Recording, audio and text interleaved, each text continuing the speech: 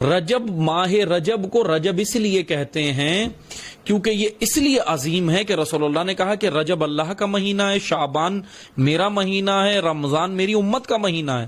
یعنی رجب اور شعبان کے اندر وہ طاقت ہے اس کے ایام میں، رجب اور شعبان کے لیال کے اندر، رجب و شعبان کے ایام کے اندر وہ طاقت اللہ نے رکھی ہے، وہ تفضل الہی اللہ کا شامل ہے، وہ لطف الہی اللہ کا شامل ہے کہ جس کے ذریعے سے انسان ان 2 مہینوں میں تیاری کر کے، ان 2 مہینوں کا سہارا نفس انسان کو چاہیے.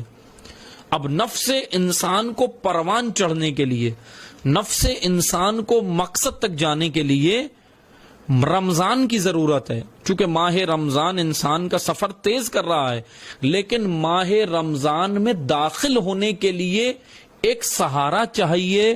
اس سہارے کو رجوبان کہتے ہیں، یعنی رجب اور شعبان کہتے ہیں. یہ 2 مہینے وہ سہارا ہیں جو انسان کے وجود کو آگے بڑھائیں گے. اب سوال یہ بنتا ہے کہ بعض لوگ تو اس میں بھی بالکل غافل نظر آتے ہیں، بلکہ اکثریت ہی کہہ لیں، انسان و بشر کی اکثریت، مسلمانوں کی اکثریت ہی رجب و شعبان میں بھی غافل، حتیٰ کہ بعض تو رمضان میں بھی غافل اس لطف الہی سے، ان چیزوں سے. تو اب سوال یہ بنتا ہے کہ جب ہم یہاں پر رسول اللہ یہ کہہ رہے ہیں کہ رجب اور شعبان تیاری کے لیے ہیں اور یہ رجوبان تمہارے نفس کو حرکت دے کر آگے رمضان کے لیے آمادہ کر دیں گے، تو ابھی تک پھر میں اور آپ آمادہ کیوں نہیں ہوئے؟ کمی کہاں تھی؟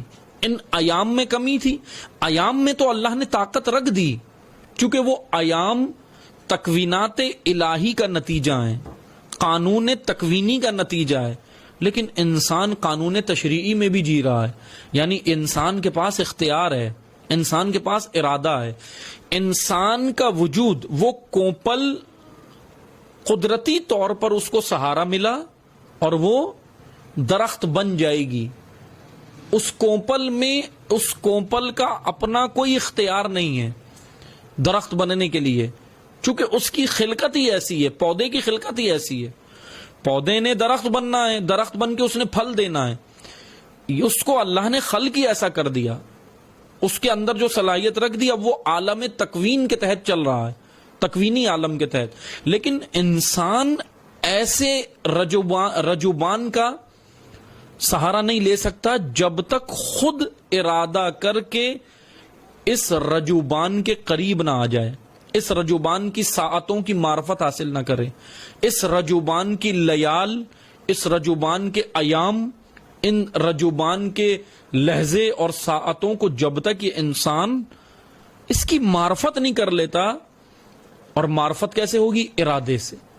معرفت کیسے ہوگی؟ انسان جب خود ارادہ کرے گا تو معرفت حاصل کرے گا. معرفت کرے گا تو پھر یہ رجب و شعبان کی اہمیت کو سمجھے گا.